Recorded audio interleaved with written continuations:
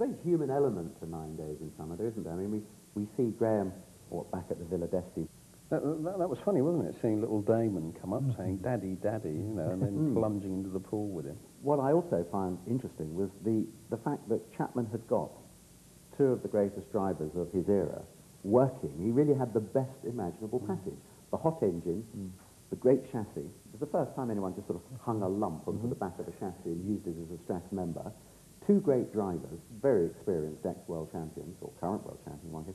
So Chapman really had hit the nail on the head there, hadn't he? We know that now, but he probably didn't know it at the time. Well, I think the only thing is, you know, we were talking earlier on about 100,000 quid that Ford spent on the DFV. And it was, I know it was a huge amount of money at the time, but it really wasn't that much of a gamble if you think about it. You're getting Colin Chapman's chassis and Jimmy Clark and Graham Hill.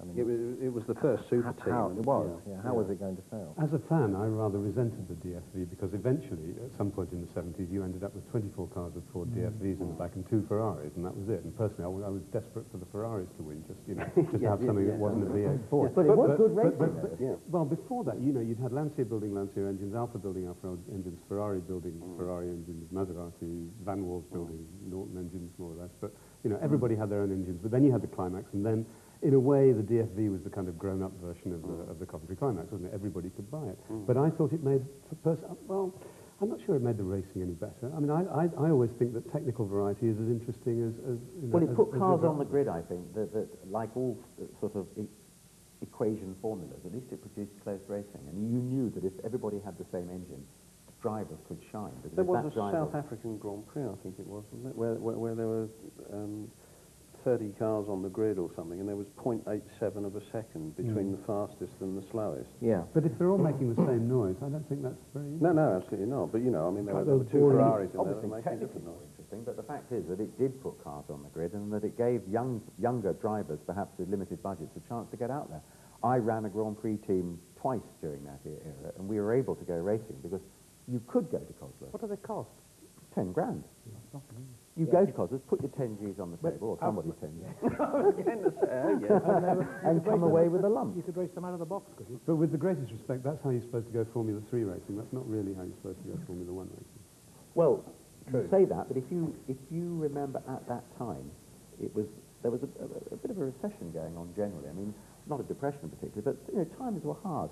Rather like in sports car racing, I mean, if Porsche had not produced 956s and 962 Le Mans cars, long-distance endurance cars, it all would have dried up.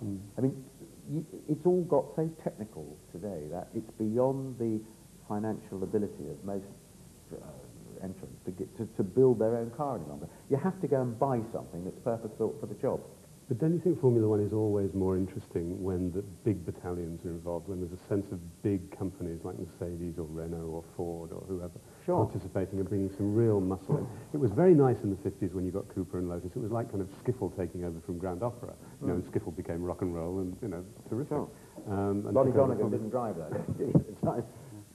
Where the Ford thing was concerned at the time of the DFV engine, that DFV, that Ford production of that engine and Ford's provision of that engine as an over-the-counter package that could be purchased by anybody who wanted it, saved Formula 1 in many ways, because in 1968, you look at the 68 Spanish Grand Prix, there were 14 cars on the grid. You say the DFV saved Formula 1. Right. Formula 1 would always have gone on. You know, there might have been a time when there was only six cars on the grid. Saved it. A year later, Saved it in the sense of injected new life into it. You've also got to helped it consider grow into the sort of mass entertainment formula it is today, which it doesn't have to be.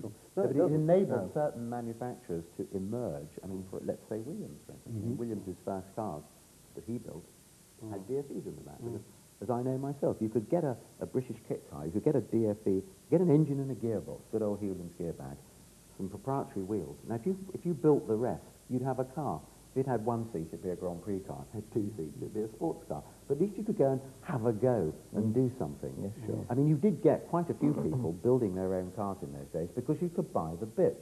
Today, well, I wouldn't even begin to think how you'd go and do a long-distance sports car race at Le Mans, let's say, and or a Grand Prix. Well, the McLaren F1 these days for that championship is what? It's £1.5 million budget for a season's endurance racing. There we are. Yeah. But you see, that's quite a lot of money. Unless That's an awful lot of money from an individual. Yeah. Isn't it? Yeah, yeah. In the old days, you could massage it out. You'd find someone who would help you out with the cost of an engine. You'd find someone who'd buy the gearbox. You know, you get a few tires, wheels, massage a few aluminium sheets, whatever. Get Gordon Murray to work at night. I mean, you could do That'll things. cost you now. Well, he was slightly more pricey now. He's on first grade now rather than sort of South African plonk. But the whole point about it was that you could muscle your way through in motorsport one way or the other. Chapman is a brilliant example. I mean, there he is. He's making wings for your Austin 7 for a £5 repair or something. You take your £5, give it to the guy that worked in the rivet factory for bigger boxes of rivets as he could carry out at night when the night watchman was watching the telly, or whatever it took. So you'd make a car. Yeah, yeah. You can't do it anymore. You see, No, Maybe- it's maybe- impossible now. I mean, for instance, everybody's been talking about this new team that Villeneuve's managers are putting together for 1998, which is all very well, except that you can't simply decide I'm going to go Grand Prix racing anymore. No. So they've had to sort of hawk themselves around. They've tried to buy Tyrrell, they've tried to buy Minardi, and in the end, that's probably the only way they will get in. But Stewart is having a very, very hard year.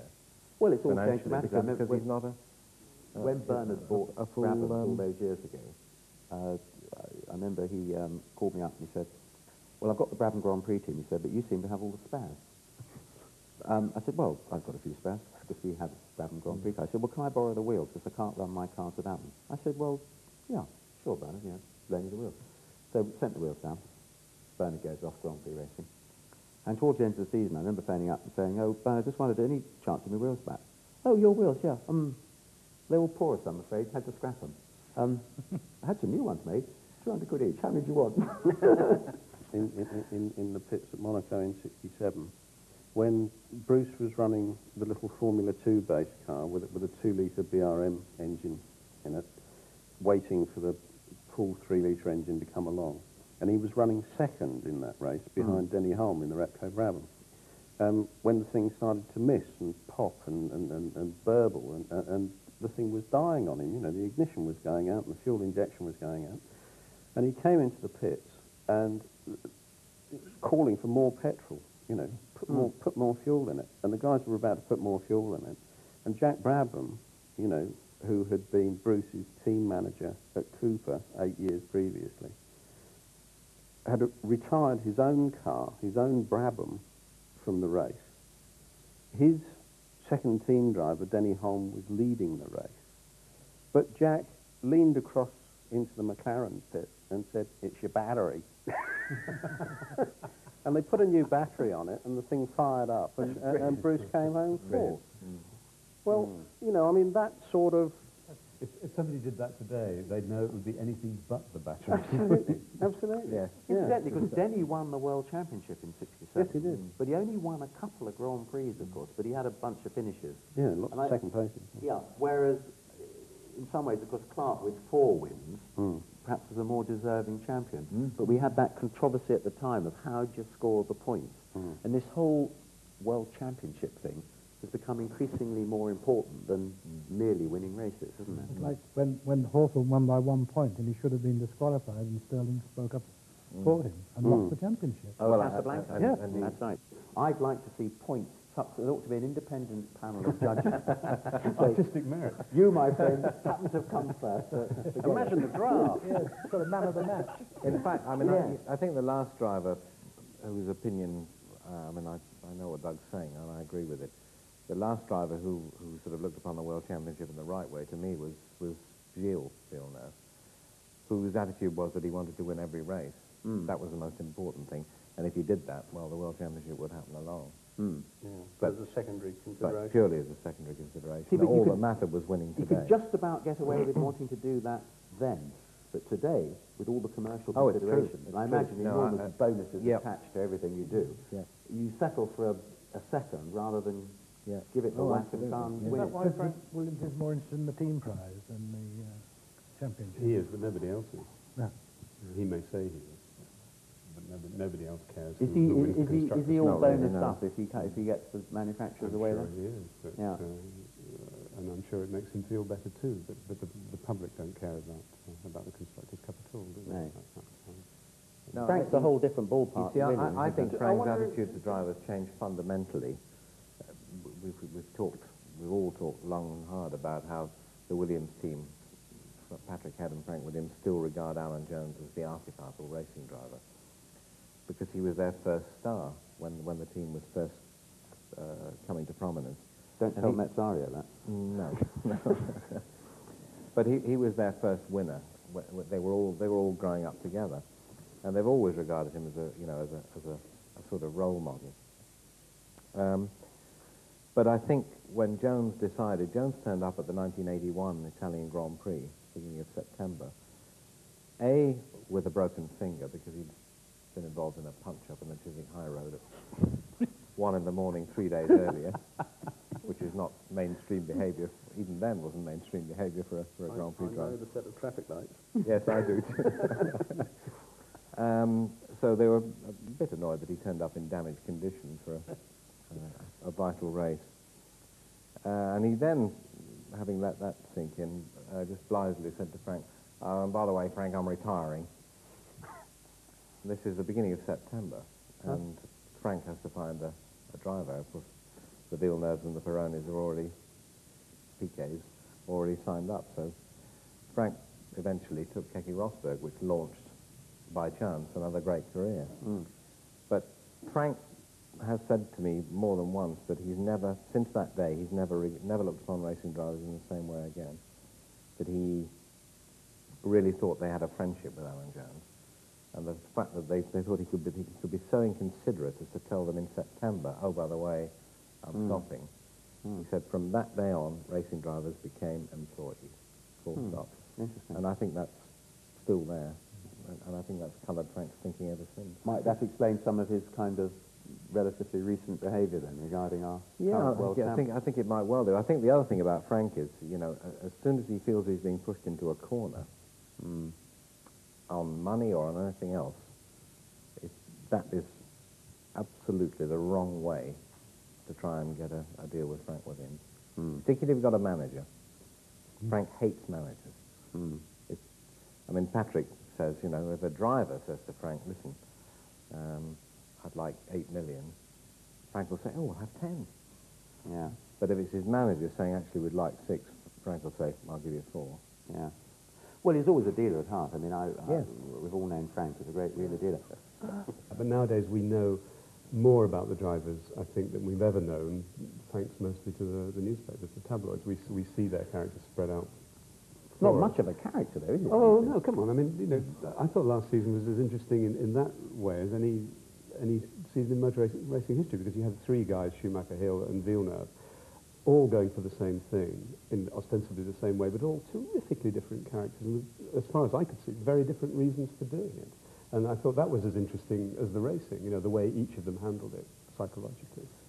Wait a minute. Are you telling me that there were 3 different reasons for wanting to win that World Championship? Yeah, I think so. I mean, I don't think Michael Schumacher's reasons are anything like Damon Hill's reasons. I think they're both going to hold the won same twice, cup. doesn't he? Schumacher, yes. Yes, so he has to carry on proving it. But Schumacher to me is a very pure racer. He doesn't have very complicated reasons for it. He thinks he's the fastest person in the world, and that's what he wants to prove, and that's the satisfaction of it. And there's a kind of technical dimension to it as well. Not trying to justify his salary, for instance. Oh, no, I don't think so. No. I don't think so in his case. I don't think many of them are trying to do that. But Hill, who was a very late starter and a rather uncertain one.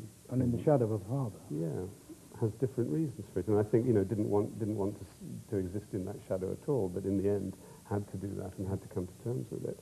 And I think to see him struggle out of that, perhaps not with quite the same degree of talent as a Schumacher or even a Villeneuve. And then to see Villeneuve, who has a similar kind of background to Hill in one sense, that he didn't have a father to grow up with. But here's the difference, though, that it's a driver's championship, so the accent today is on the driver far more than the car. But when we watch, for argument's sake, Mercedes-Benz Grand Prix cars racing, we all look at these cars and we go, wow, look at those cars. Aren't those cars great? I mean, the accent has well changed. We're more into, as you say, Hill versus Schumacher versus Villeneuve than, let's say, the McLaren car, the Williams car, and the Benetton. I mean, or the Ferrari. I mean, what's interesting today doesn't seem to be the technicalities of the motor car. Besides Mercedes-Benz, 40 units. And that's where it was at, really.